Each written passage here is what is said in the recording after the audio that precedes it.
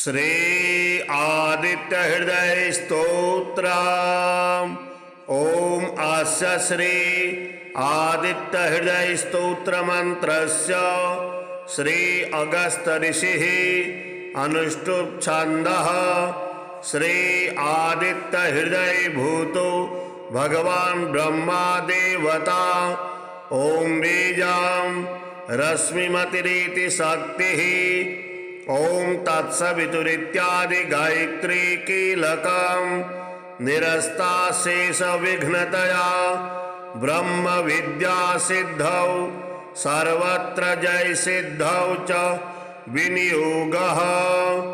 ततो युद्ध परिश्रान्तं समरे चिन्तया स्थितं रावणं चाग्रतो दृष्ट्वा युद्धाय समुपस्थितं दैवतस्य समागम्य दृष्टुमभ्यागतो रणम् उपागम्य ब्रवीद्राम मगस्तु भगवान् ऋषिः राम राम महाबाहो शृणु गुह्यं सनातनम् येन सर्वान् नरीन् वत्स समरे विजयस्यसि। आदित्य हृदयं पुण्यं सर्वशत्रुविनाशनम् जयावहं जपे नित्यं मक्षयं परमं शिवं सर्वमङ्गलमाङ्गल्यं सर्वपापप्रणाशनं चिन्ताशोकप्रशमनम् आयुर्वर्धनमुत्तमं रश्मिमन्तं समुद्यन्तं देवासुरनमस्कृतं पूजयस्व विभस्वन्तं भास्करं भुवनेश्वरं सर्वदेवात्मको हि स तेजस्वी रश्मिभावनः। एष देवासुरगणा लोकान् पाति गभस्तिभिः। एष ब्रह्मा च विष्णुश्च शिवः स्कन्दः प्रजापतिः महेन्द्रो धनदः कालो यमः सोमो ह्यपाम्पतिः पितरो वसवः साध्या ह्यसनो मरुतो मनुः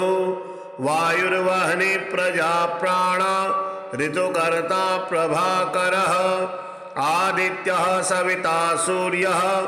खगः पूषा गभस्तिमान् सुवर्णसदृशो भानुर्हिरण्यरेता दिवाकरः हरिदस्वः सहस्रार्चिः सप्तसप्तिर्मरीचिमान् तिमिरोन्मथनः शम्भुस् त्वष्टा मार्तण्डंशुमान् हिरण्यगर्भः शिशिरस्तपनो भास्करो रविः अग्निगर्भोदिते पुत्रः शङ्खः शिशिरनाशनः व्योमनाथस्तमो भेदी ऋषियजुःसामपारगः धनुवृष्टिरपामित्रो विन्ध्यवीथिप्लवङ्गमः आतपी मण्डले मृत्युः पिङ्गलः सर्वतापनः कविर्विश्वो महातेजा रक्तः सर्वभूद्भवः नक्षत्रग्रहताराणा मधिपो विश्वभावनः तेजसामपि तेजस्वी द्वादशात्मन्नमोऽस्तुते। नमः पूर्वाय गिरये पश्चिमायाद्रये नमः ज्योतिर्गणानां पतये दीनाधिपतये नमः जयाय जयभद्राय हरस्वाय नमो नमः। नमो नमः सहस्रांशु आदित्याय नमो नमः नमोग्राय वीराय सारंगाय नमो नमः नमः पद्मप्रबोधाय मार्ताण्डाय नमो नमः ब्रह्मेशानाच्युतेशाय सूर्यादित्यवर्चसे भास्वते सर्वभक्षाय रौद्राय वपुषे नमः तमोघ्नाय हिमघ्नाय शत्रुघ्नाय मितात्मने कृतघ्नघ्नाय देवाय ज्योतिषाम्पतये नमः तप्तचामेकराभाय वहनये विश्वकर्मणे नमस्तमोभिनिघ्नाय रुचये लोकसाक्षिणे नाशयत्येष वैभूतं तदेव सृजति प्रभुः पायत्तेष तपत्तेष वर्षत्तेष गभस्तिभिः एष सुप्तेषु जागर्ति भूतेषु परिनिष्ठितः एष चैवाग्निहोत्रां च फलं चैवाग्निहोत्रिणां वेदासकृतवश्चैव क्रतूनां फलमेव च यानि कृत्यानि लोकेषु सर्वैः सर्वैः प्रभुः एनमापत्सु कृच्छेषु कान्तारेषु भयेषु च कीर्तयन् पुरुषः कश्चिन् नावसीदति राघव पूजयस्वेनमेकाग्रो देवदेवं जगत्पतिम् एतत्त्रिगुणितं जपत्वा युद्धेषु विजयस्यसि अस्मिन् क्षणे महाबाहो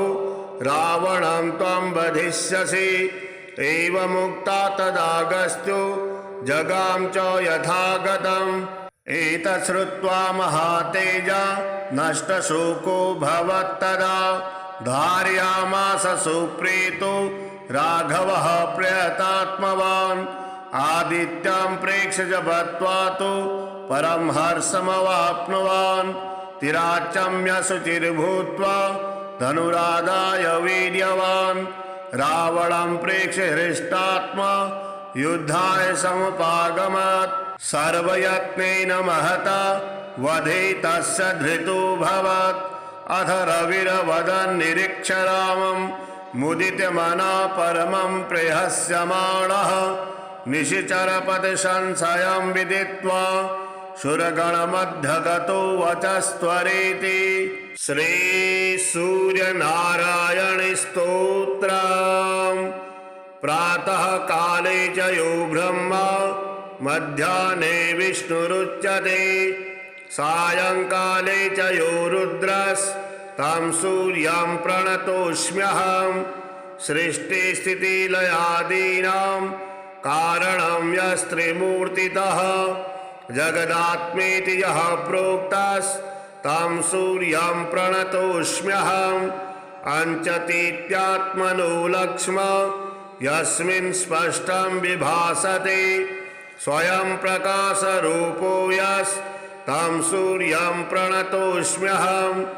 बाह्यं बाह्यप्रकाशेन ज्ञानेनैवान्तरं च यः प्रकाशयति विश्वात्मा तं सूर्यं प्रणतोऽस्म्यहम् यं विनैवात्र चैतन्यं न कोऽपि लभते यतः सर्वचैतन्यरूपो यस्तं सूर्यं प्रणतोऽस्म्यहम् क्रियाशक्तिस्तथोत्साहश्चोष्णता प्राणधारणं यस्मात् तेजः प्रेरणा च तं सूर्यं प्रणतोऽस्म्यहम् यस्यैव तपनाद्वृष्टिर्वृष्टिरन्नं ततः प्रजा प्रत्यक्षं दृश्यते लोके तं सूर्यं प्रणतोऽस्म्यहम् सूयते नेन विश्वं यत् सविता तेन कथ्यते सर्वसृष्टिकारणं यस्तं सूर्यं प्रणतोऽस्म्यहम् सूर्याद्भवन्ति भूतानि सूर्येण पालितानि तु यस्मादुपनिषद्ब्रूते तं सूर्यं प्रणतोऽस्म्यहम् यत्प्रभासान्तिदारात्रौ चन्द्रे तारागणेषु च निखिलं भाति यद्भासा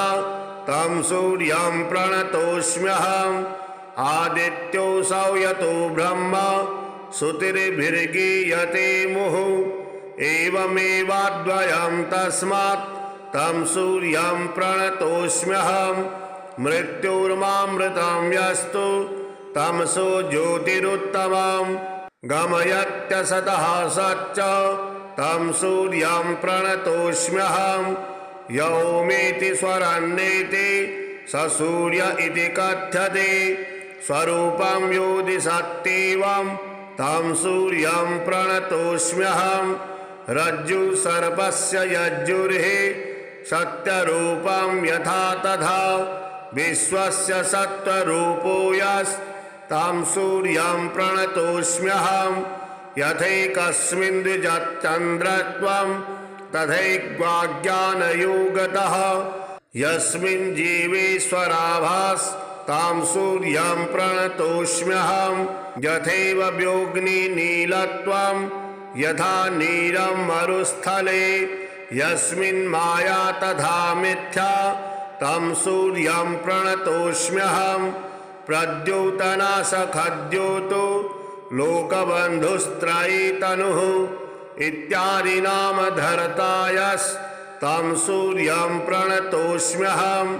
मित्राय रवये तुभ्यं सूर्ययामित तेजसे नमो भ्राजिष्णवे तुभ्यं भानवे विश्वहेतवे खगाय पूषणे भर्गाय स्वर्णगर्भाय ते नमः नमो मरीचये तुभ्यं आदित्याय नमो नमः दिवाकराय चार्काय सावित्रे भास्कराय च नमो ज्योतिः स्वरूपाय नमो वैजातवेदसे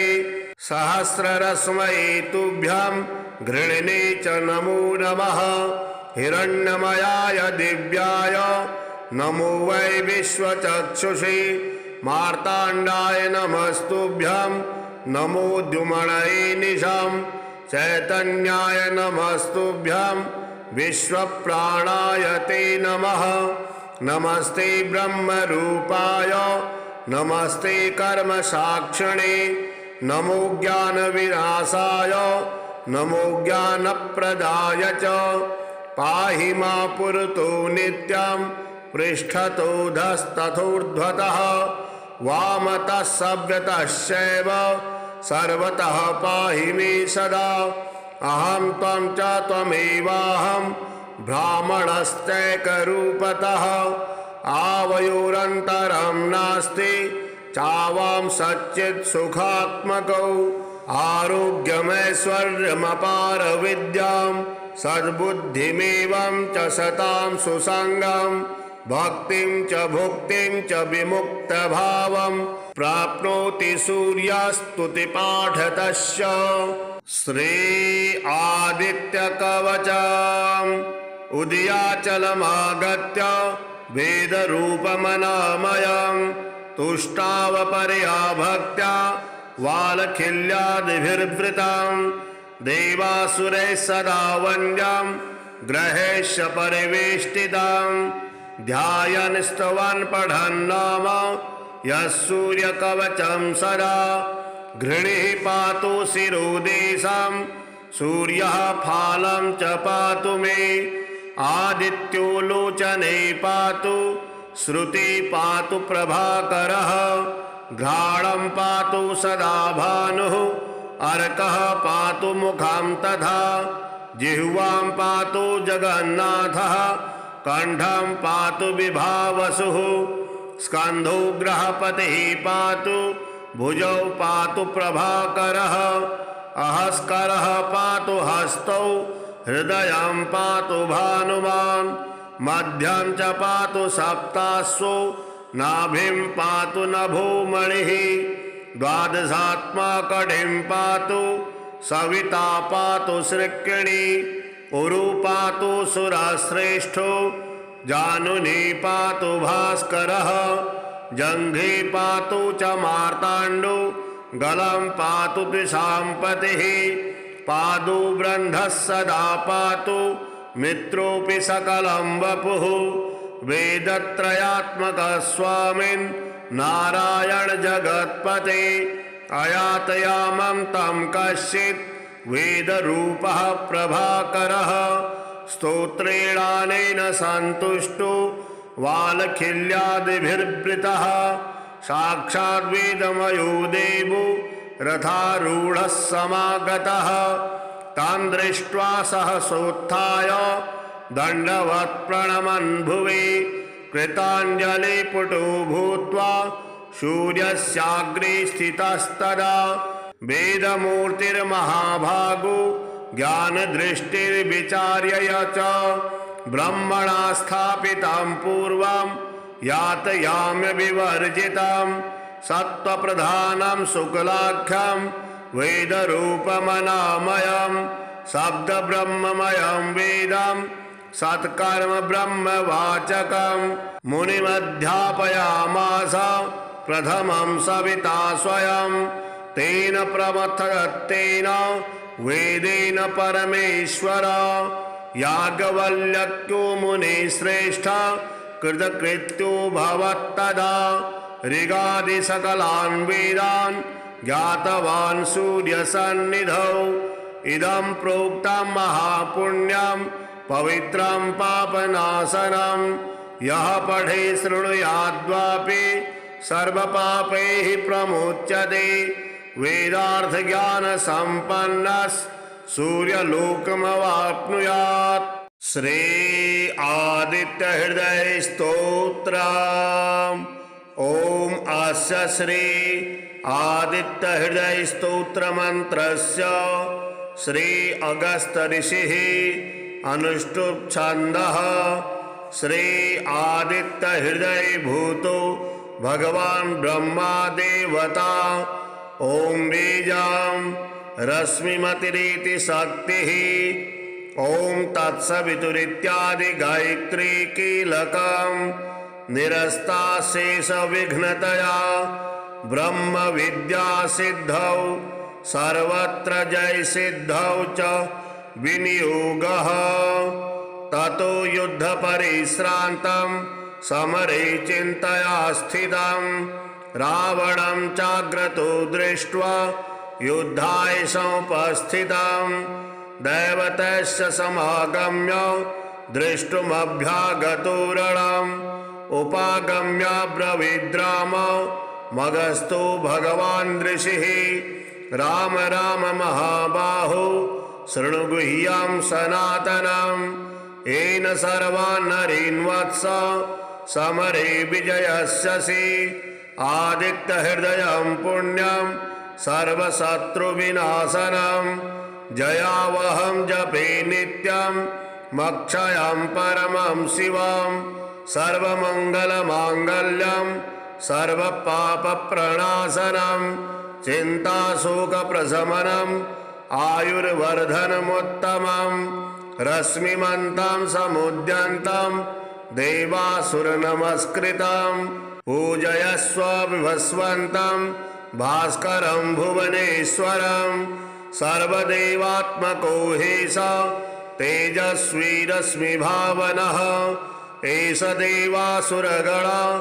लोकान् पाति गभस्तिभिः एष ब्रह्मा च विष्णुश्च शिवः स्कन्धः प्रजापतिः महेन्द्रो धनदः कालो यमः सोमो ह्यपाम्पतिः पितरो वसवः साध्या ह्यसनो मरुतो मनुः वायुर्वह्नि प्रजा प्राणा ऋतुकर्ता प्रभाकरः आदित्यः सविता सूर्यः खगः पूषा गभस्तिमान् सुवर्णसदृशो भानुर्हिरण्यरेता दिवाकरः हरिदस्वः सहस्रार्चिः सप्तसप्तिर्मरीचिमान् तिमिरोन्मथनः शम्भुस्त्वष्टा मार्तण्डंशुमान् हिरण्यगर्भः शिशिरस्तपनो भास्करो रविः अग्निगर्भोदिते पुत्रः शङ्खः शिशिरनाशनः व्योमनाथस्तमो भेदी ऋखियजुःसामपारगः धनुवृष्टिरपामित्रो विन्ध्यवीथिप्लवङ्गमः आतपी मण्डले मृत्युः पिङ्गलः सर्वतापनः कविर्विश्वो महातेजा रक्तः सर्वभूद्भवः नक्षत्रग्रहताराणा मधिपो विश्वभावनः तेजसामपि तेजस्वी द्वादशात्मन्नमोऽस्तु ते नमः पूर्वाय गिरये पश्चिमायाद्रये नमः ज्योतिर्गणानां पतये दीनाधिपतये नमः जयाय जयभद्राय हरस्वाय नमो नमः नमो नमः सहस्रांशु आदित्याय नमो नमः नमोग्राय वीराय सारंगाय नमो नमः नमः पद्मप्रबोधाय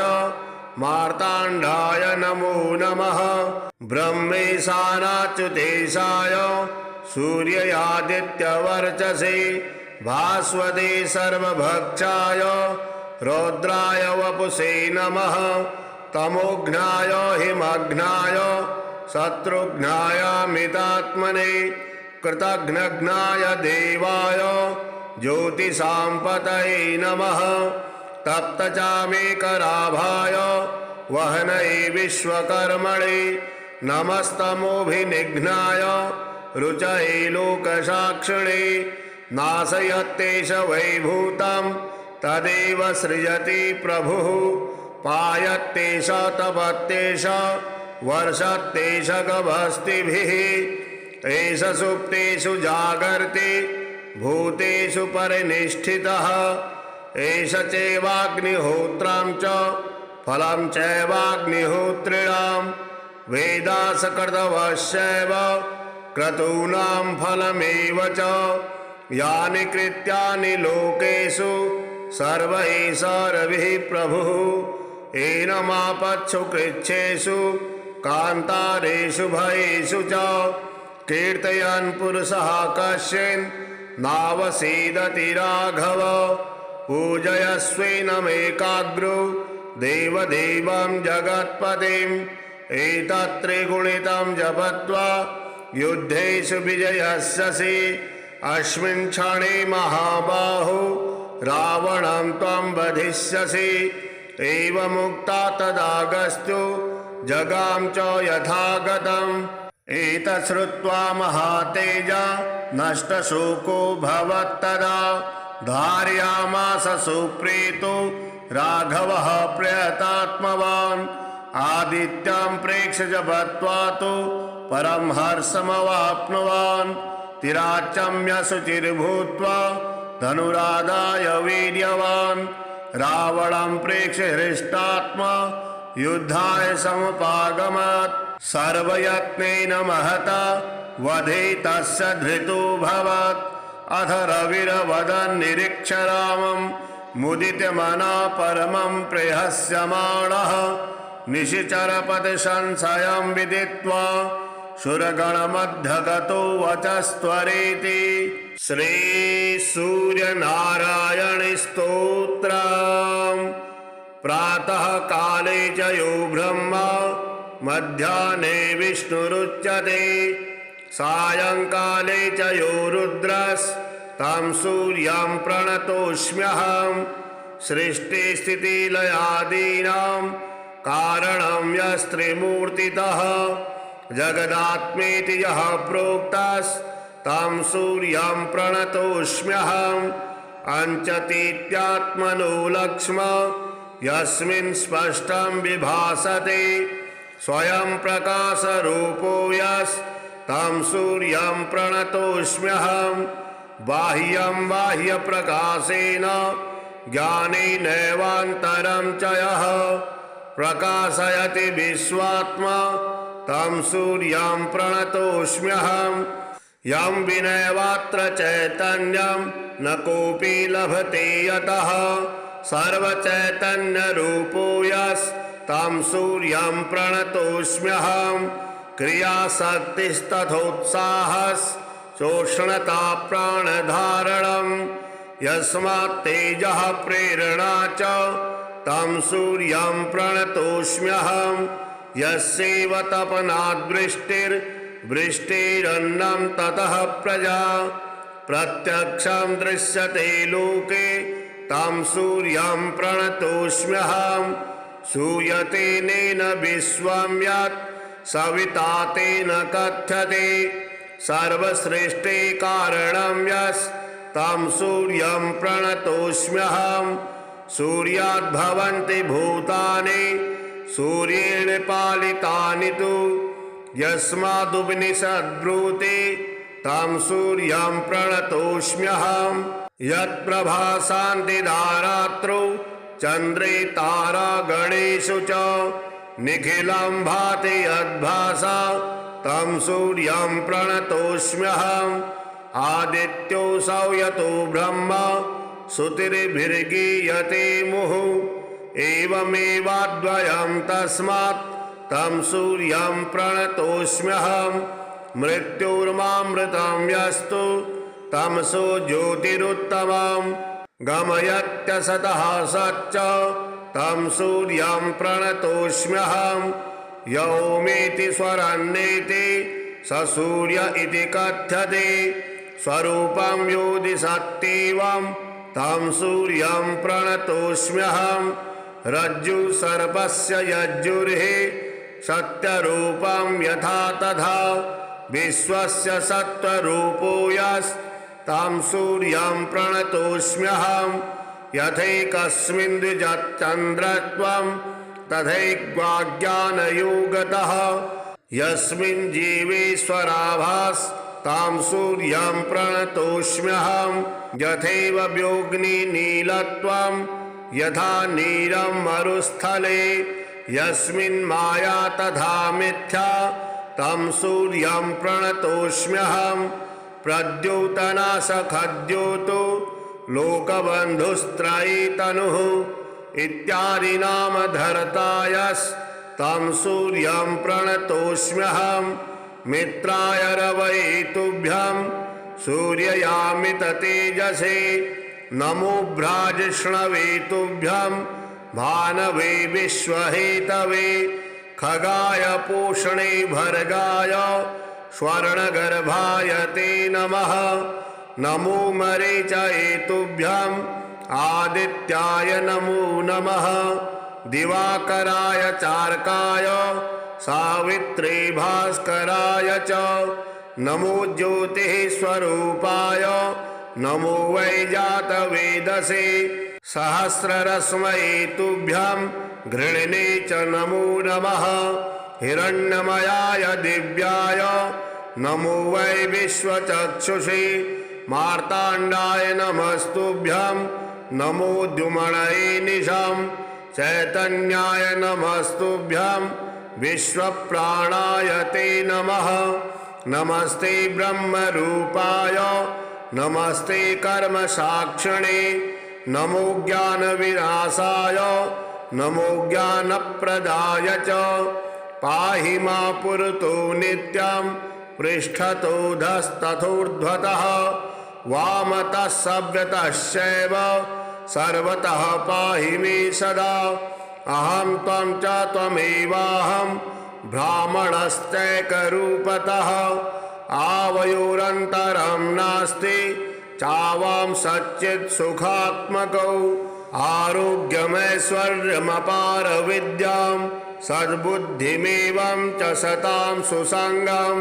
भक्तिं च भुक्तिं च विमुक्तभावं प्राप्नोति सूर्यस्तुतिपाठतस्य श्री आदित्यकवचम् उदयाचलमागत्य वेदरूपमनामयं तुष्टावपरया भक्त्या वालखिल्यादिभिर्वृतं देवासुरैः सदा वन्द्यं ग्रहेश्च परिवेष्टितं ध्यायन् स्तवन् पठन् नाम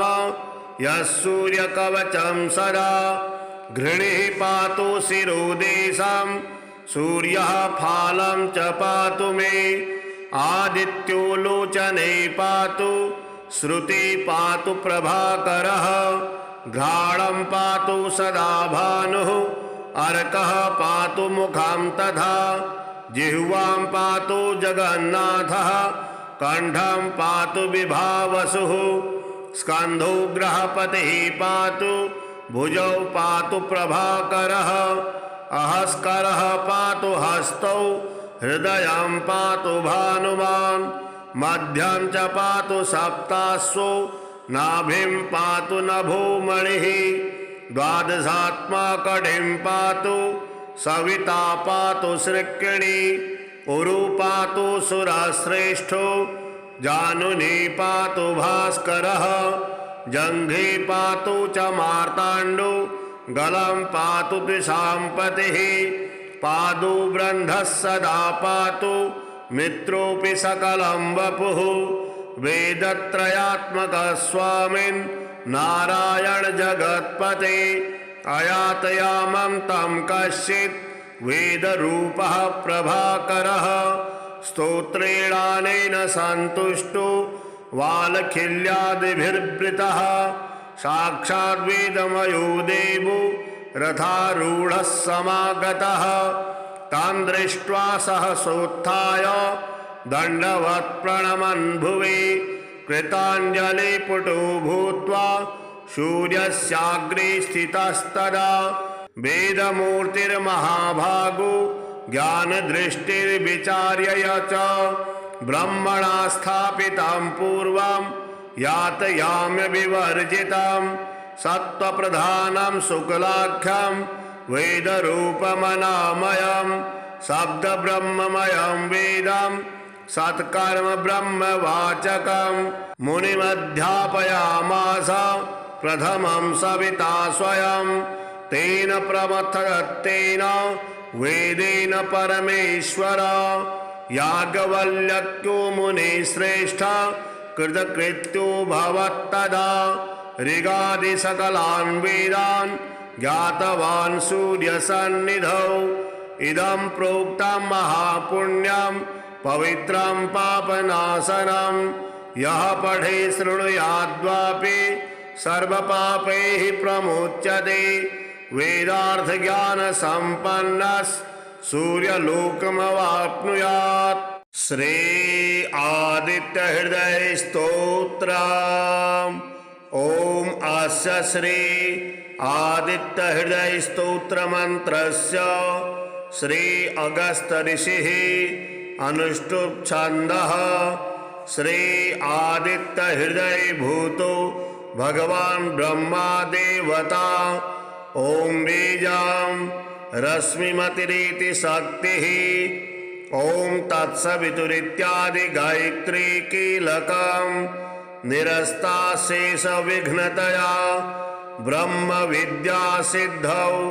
सर्वत्र जय सिद्धौ च विनियोगः ततो युद्ध परिश्रान्तं समरे चिन्तया स्थितं रावणं चाग्रतो दृष्ट्वा युद्धाय समुपस्थितं दैवतस्य समागम्य दृष्टुमभ्यागतो रणम् उपागम्य ब्रवीद्राम मगस्तो भगवान् ऋषिः राम राम महाबाहो शृणु गुह्यं सनातनम् येन सर्वान् नरीन् वत्स समरे विजयस्यसि आदित्यहृदयं पुण्यं सर्वशत्रुविनाशनं जयावहं जपे नित्यं मक्षयं परमं शिवम् सर्वमंगलमांगल्यं सर्वपापप्रणाशनं चिन्ताशोकप्रशमनम् आयुर्वर्धनमुत्तमं रश्मिमन्तं समुद्यन्तं देवासुरनमस्कृतं पूजयस्व विभस्वन्तं भास्करं भुवनेश्वरं सर्वदेवात्मको हि स तेजस्वी रश्मिभावनः एष देवासुरगणा लोकान् पाति गभस्तिभिः एष ब्रह्मा च विष्णुश्च शिवः स्कन्धः प्रजापतिः महेन्द्रो धनदः कालो यमः सोमो ह्यपाम्पतिः पितरो वसवः साध्या ह्यसनो मरुतो मनुः वायुर्वह्नि प्रजा प्राणा ऋतुकर्ता प्रभाकरः आदित्यः सविता सूर्यः खगः पूषा गभस्तिमान् सुवर्णसदृशो भानुर्हिरण्यरेता दिवाकरः हरिदस्वः सहस्रार्चिः सप्तसप्तिर्मरीचिमान् तिमिरोन्मथनः शम्भुस्त्वष्टा मार्तण्डंशुमान् हिरण्यगर्भः शिशिरस्तपनो भास्करो रविः अग्निगर्भोदिते पुत्रः शंखः शिशिरनाशनः व्योमनाथस्तमो भेदी ऋखियजुःसामपारगः धनुवृष्टिरपामित्रो विन्ध्यवीथि प्लवङ्गमः आतपी मण्डले मृत्युः पिङ्गलः सर्वतापनः कविर्विश्वो महातेजा रक्तः सर्वभूद्भवः नक्षत्रग्रहताराणामधिपो विश्वभावनः तेजसामपि तेजस्वी द्वादशात्मन्नमोऽस्तु ते नमः पूर्वाय गिरये पश्चिमायाद्रये नमः ज्योतिर्गणानां पतये दीनाधिपतये नमः जयाय जयभद्राय हरस्वाय नमो नमः नमो नमः सहस्रांशु आदित्याय नमो नमः नमोग्राय वीराय सारंगाय नमो नमः नमः पद्मप्रबोधाय मार्ताण्डाय नमो नमः ब्रह्मेशानाच्युतेशाय सूर्यादित्यवर्चसे भास्वते सर्वभक्षाय रौद्राय वपुषे नमः तमोघ्नाय हिमघ्नाय शत्रुघ्नाय मितात्मने कृतघ्नघ्नाय देवाय ज्योतिषाम्पतये नमः तप्तचामेकराभाय वहनये विश्वकर्मणे नमस्तमोभिनिघ्नाय रुचये लोकसाक्षिणे नाशयत्येष वैभूतं तदेव सृजति प्रभुः पायत्येष तपत्येष वर्षत्येष गभस्तिभिः एष सुप्तेषु जागर्ति भूतेषु परिनिष्ठितः एष चैवाग्निहोत्रं च फलं चैवाग्निहोत्रिणां वेदासकृतवश्चैव क्रतूनां फलमेव च यानि कृत्यानि लोकेषु सर्वैः प्रभुः एनमापत्सु कृच्छेषु कान्तारेषु भयेषु च कीर्तयन् पुरुषः कश्चिन् नावसीदति राघव पूजयस्वेनमेकाग्रो देवदेवं जगत्पतिम् एतत्त्रिगुणितं जपत्वा युद्धेषु विजयस्यसि अस्मिन् क्षणे महाबाहो रावणं त्वं वधिष्यसि एवमुक्ता तदागस्त्यो जगाम च यथागतम् एतत् श्रुत्वा महातेजा नष्टशोको भवत्तदा धारयामास सुप्रीतो राघवः प्रयतात्मवान् आदित्यं प्रेक्ष्य जपत्वा तु परं हर्षमवाप्नुवान् तिराचम्य शुचिर्भूत्वा धनुरादाय वीर्यवान् रावणं प्रेक्ष्य हृष्टात्मा युद्धाय समुपागमत् सर्वयत्नेन महता वधे तस्य धृतोऽभवत् अथ रविर्वदन् निरीक्ष्य रामं मुदितमना परमं प्रहस्यमाणः निशिचरपतिसंशयं विदित्वा सुरगणमध्यगतो वचस्त्वरेति श्रीसूर्यनारायणस्तोत्रम् प्रातः काले च यो ब्रह्मा मध्याह्ने विष्णुरुच्यते सायंकाले च यो रुद्रस्तं सूर्यं प्रणतोऽस्म्यहं सृष्टिस्थितिलयादीनां कारणं यस्त्रिमूर्तितः जगदात्मेति यः प्रोक्तस्तं सूर्यं प्रणतोऽस्म्यहम् अंचतीत्यात्मनो लक्ष्म यस्मिन् स्पष्टं विभासते स्वयं प्रकाशरूपो यस्तं सूर्यं प्रणतोऽस्म्यहम् बाह्यं बाह्यप्रकाशेन ज्ञानेनैवान्तरं च यः प्रकाशयति विश्वात्मा तं सूर्यं प्रणतोऽस्म्यहम् यं विनैवात्र चैतन्यं न कोऽपि लभते यतः सर्वचैतन्यरूपो यस्तं सूर्यं प्रणतोऽस्म्यहम् क्रियाशक्तिस्तथोत्साहश्चोष्णता प्राणधारणं यस्मात् तेजः प्रेरणा च तं सूर्यं प्रणतोऽस्म्यहम् यस्यैव तपनाद्वृष्टिर् वृष्टिरन्नं ततः प्रजा प्रत्यक्षं दृश्यते लोके तं सूर्यं प्रणतोऽस्म्यहम् सूयतेनेन विश्वं यत् सविता तेन कथ्यते सर्वसृष्टे कारणं यस्तं सूर्यं प्रणतोऽस्म्यहम् सूर्याद्भवन्ति भूतानि सूर्येण पालितानि तु यस्मादुपनिषद्ब्रूते तं सूर्यं प्रणतोऽस्म्यहम् यत्प्रभासान्तिदारात्रौ चन्द्रे तारागणेषु च निखिलं भाति यद्भासा तं सूर्यं प्रणतोऽस्म्यहम् आदित्योऽसौ यतो ब्रह्मा श्रुतिर्भिर्गीयते मुहुः एवमेवाद्वयं तस्मात् तं सूर्यं प्रणतोऽस्म्यहम् मृत्युर्मामृतं यस्तु तमसो ज्योतिरुत्तमम् गमयत्यसतः सच्च तं सूर्यं प्रणतोऽस्म्यहम् यौमेति स्वरन्नेति स सूर्य इति कथ्यते स्वरूपं योधि सत्येवं तं सूर्यं प्रणतोऽस्म्यहम्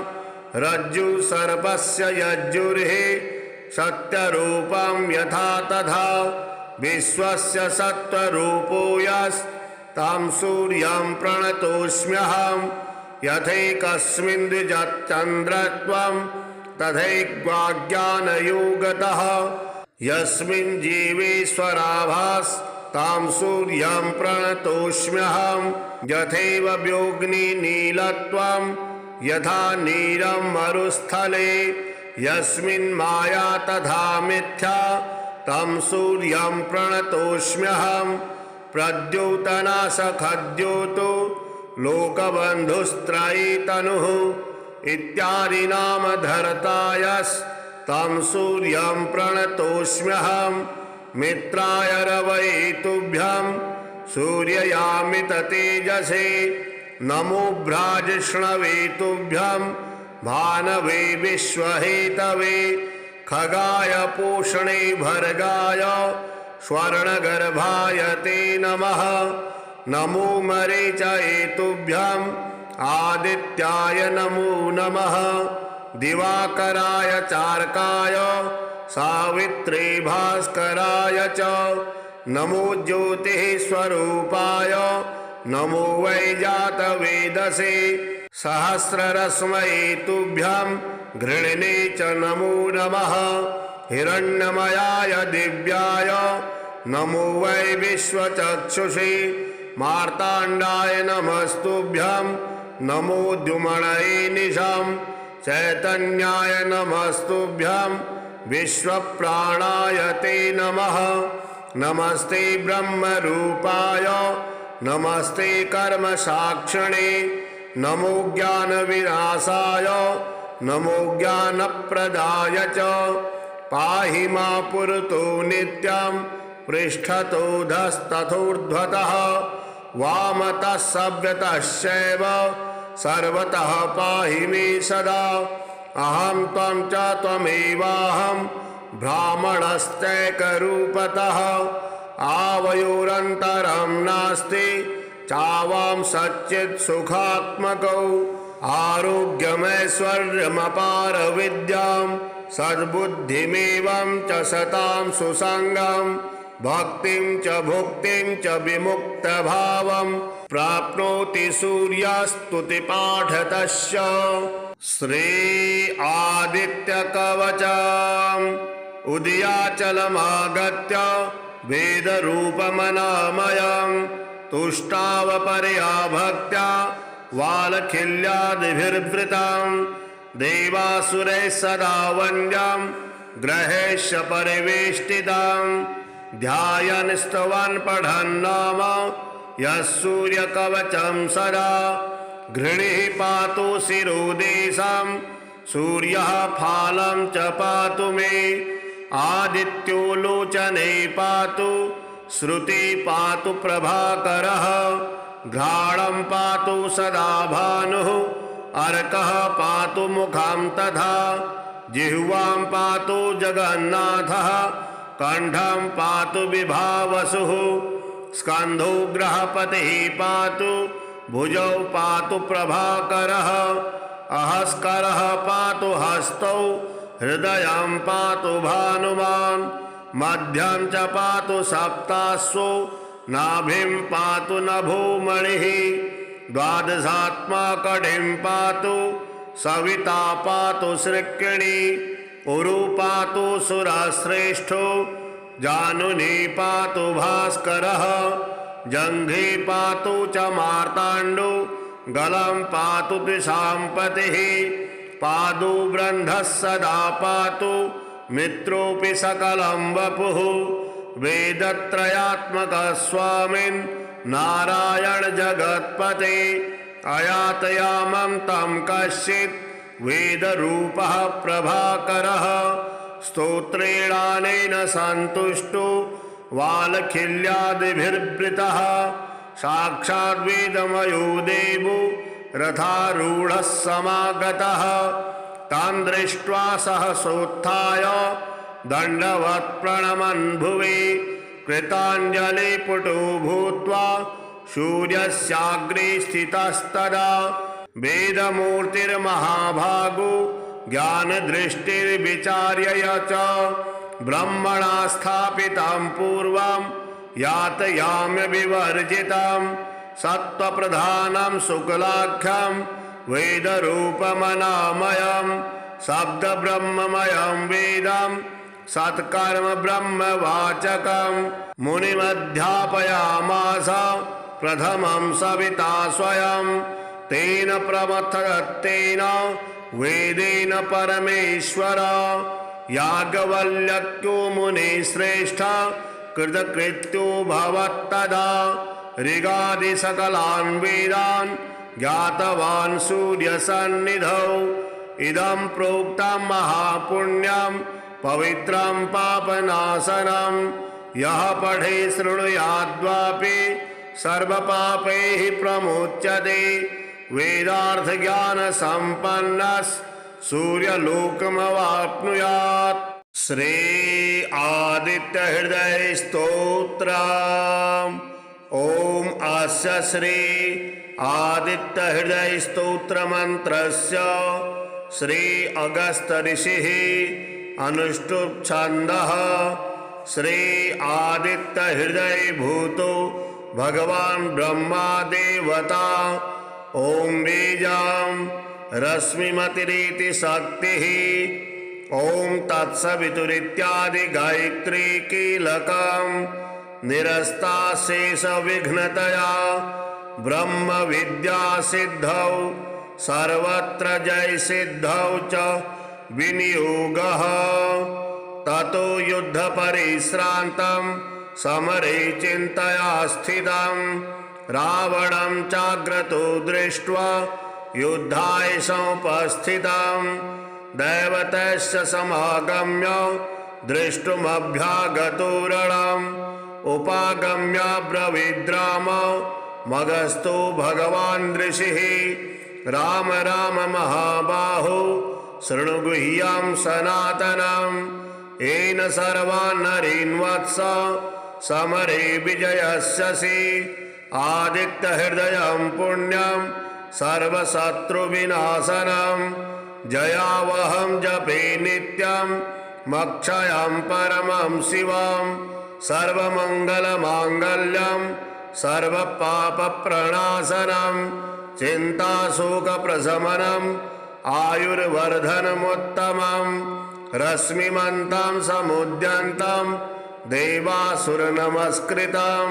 पूजयस्व विभस्वन्तं भास्करं भुवनेश्वरं सर्वदेवात्मको हि स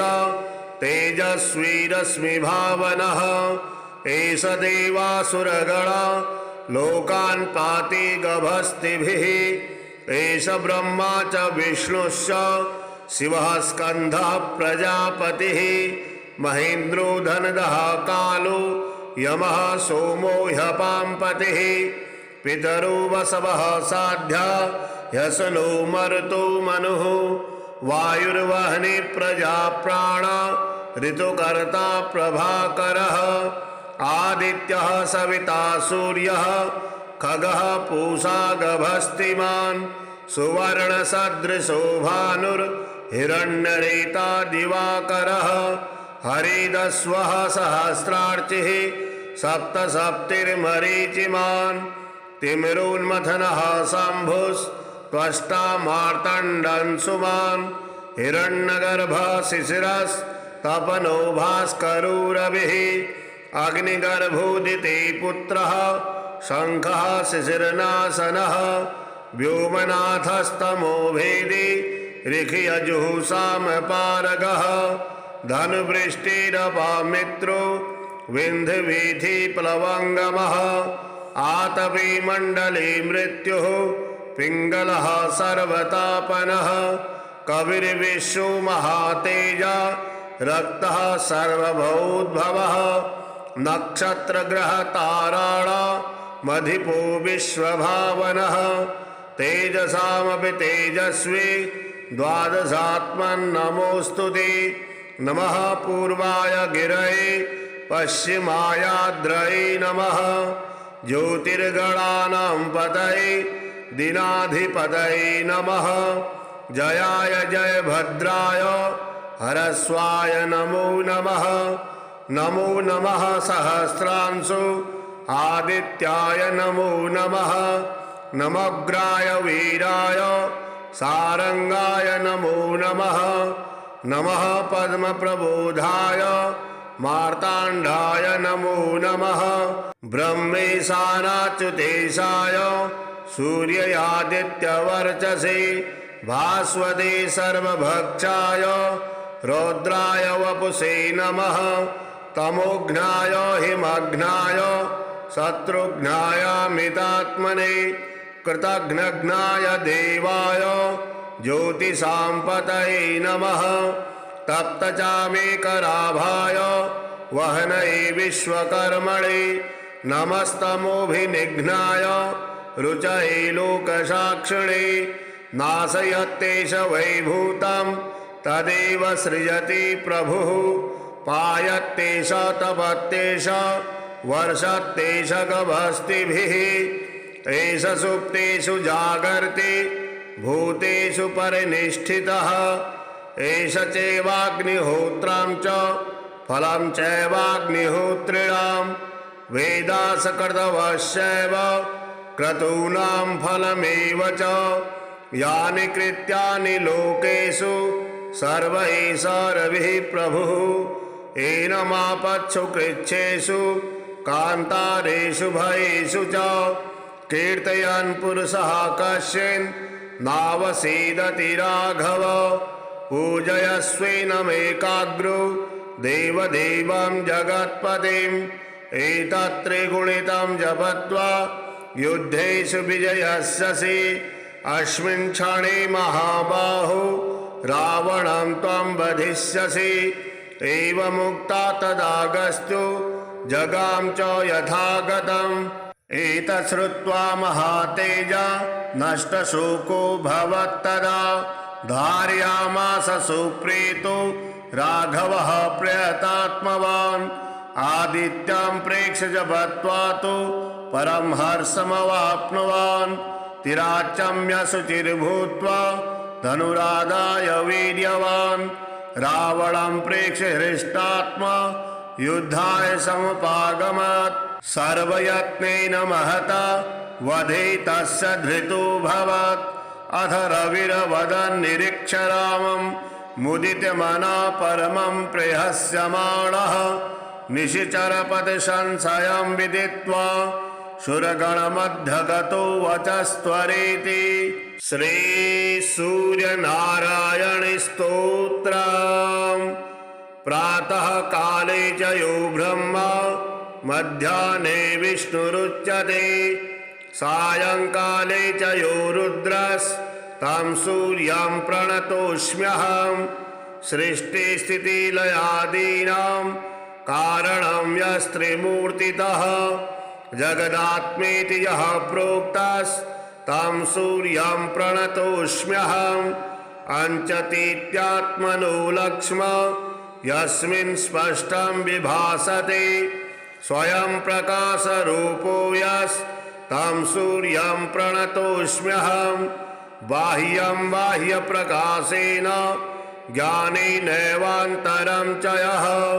प्रकाशयति विश्वात्मा तं सूर्यं प्रणतोऽस्म्यहम् यं विनैवात्र चैतन्यं न कोऽपि लभते यतः सर्वचैतन्यरूपो यस्तं सूर्यं प्रणतोऽस्म्यहम् क्रियाशक्तिस्तथोत्साहश्चोष्णता प्राणधारणं यस्मात् तेजः प्रेरणा च तं सूर्यं प्रणतोऽस्म्यहम् यस्यैव तपनाद्वृष्टिर्वृष्टिरन्नं ततः प्रजा प्रत्यक्षं दृश्यते लोके तं सूर्यं प्रणतोऽस्म्यहम् सूयते नेन विश्वं यत् सविता तेन कथ्यते सर्वसृष्टे कारणं यस्तं सूर्यं प्रणतोऽस्म्यहम् सूर्याद्भवन्ति भूतानि सूर्येण पालितानि तु यस्मादुपनिषद्ब्रूते तं सूर्यं प्रणतोऽस्म्यहम् यत्प्रभासान्तिदारात्रौ चन्द्रे तारागणेषु च निखिलं भाति यद्भासा तं सूर्यं प्रणतोऽस्म्यहम् आदित्योऽसौ यतो ब्रह्मा श्रुतिर्भिर्गीयते मुहुः एवमेवाद्वयं तस्मात् तं सूर्यं प्रणतोऽस्म्यहम् मृत्युर्मामृतं यस्तु तमसो ज्योतिरुत्तमम् गमयत्यसतः सच्च तं सूर्यं प्रणतोऽस्म्यहम् यौमेति स्वरन्नेति स सूर्य इति कथ्यते स्वरूपं योधि सत्येवं तं सूर्यं प्रणतोऽस्म्यहम् रज्जु सर्पस्य यज्जुर्हि सत्यरूपं यथा तथा विश्वस्य सत्त्वरूपो यस्तं सूर्यं प्रणतोऽस्म्यहम् यथैकस्मिन् द्विजश्चन्द्रत्वं तथैक्वाज्ञानयोगतः यस्मिन् जीवेश्वराभासं सूर्यं प्रणतोऽस्म्यहम् यथैव व्योम्नि नीलत्वं यथा नीलं मरुस्थले यस्मिन् माया तथा मिथ्या तं सूर्यं प्रणतोऽस्म्यहम् प्रद्योतनासखद्योतो लोकबन्धुस्त्रयीतनुः इत्यादि नाम धर्तायस्तं सूर्यं प्रणतोऽस्म्यहम् मित्राय रवये तुभ्यं सूर्ययामित तेजसे नमो भ्राजिष्णवे तुभ्यं भानवे विश्वहेतवे खगाय पूषणे भर्गाय स्वर्णगर्भाय ते नमः नमो मरीचये तुभ्यम् आदित्याय नमो नमः दिवाकराय चार्काय सावित्रे भास्कराय च नमो ज्योतिः स्वरूपाय नमो वैजातवेदसे सहस्ररश्मये तुभ्यं घृणिने च नमो नमः हिरण्यमयाय दिव्याय नमो वै विश्वचक्षुषे मार्ताण्डाय नमस्तुभ्यं नमो द्युमणये निशं चैतन्याय नमस्तुभ्यं विश्वप्राणाय ते नमः नमस्ते ब्रह्मरूपाय नमस्ते कर्मसाक्षिणे नमो ज्ञानविनाशाय नमो ज्ञानप्रदाय च पाहि मा पुरतो नित्यं पृष्ठतोऽधस्तथोर्ध्वतः वामतः सव्यतश्चैव सर्वतः पाहि मे सदा अहं त्वं च त्वमेवाहं ब्राह्मणश्चैकरूपतः आवयोरन्तरं नास्ति चावां सच्चित् सुखात्मकौ आरोग्यमैश्वर्यमपार विद्यां सद्बुद्धिमेवं च सतां सुसंगं भक्तिं च भुक्तिं च विमुक्तभावं प्राप्नोति सूर्यस्तुतिपाठतस्य श्री आदित्यकवचम् उदयाचलमागत्य वेदरूपमनामयं तुष्टावपरया भक्त्या वालखिल्यादिभिर्वृतां देवासुरैः सदा वन्द्यां ग्रहेश्च परिवेष्टितां ध्यायन् स्तवन् पठन् नाम यः सूर्यकवचं सदा घृणिः पातु शिरोदेशं सूर्यः फालं च पातु मे आदित्यो लोचने पातु श्रुति पातु प्रभाकरः घ्राणं पातु सदा भानुः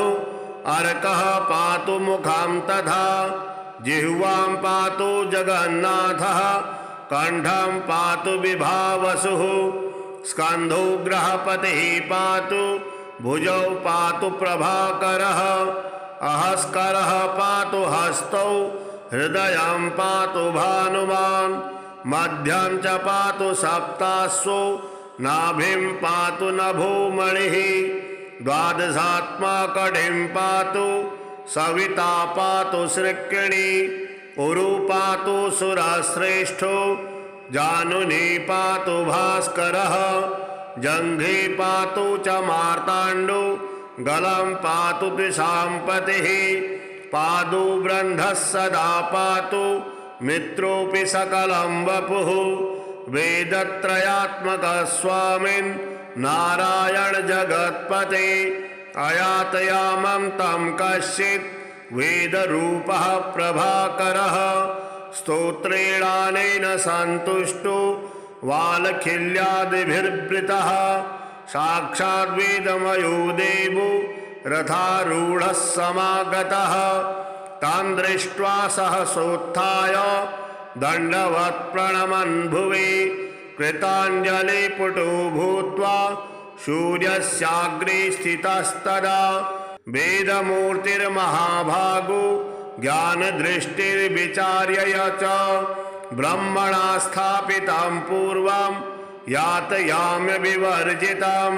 सत्त्वप्रधानं शुक्लाख्यं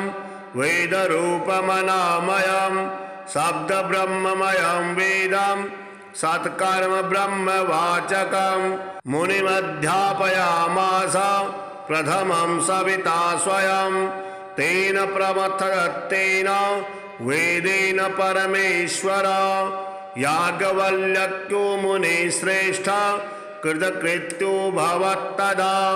ऋगादिसकलान् वेदान् ज्ञातवान् सूर्यसन्निधौ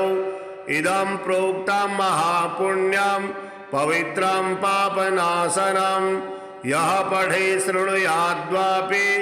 सर्वपापैः प्रमुच्यते वेदार्थज्ञानसम्पन्नः सूर्यलोकमवाप्नुयात्।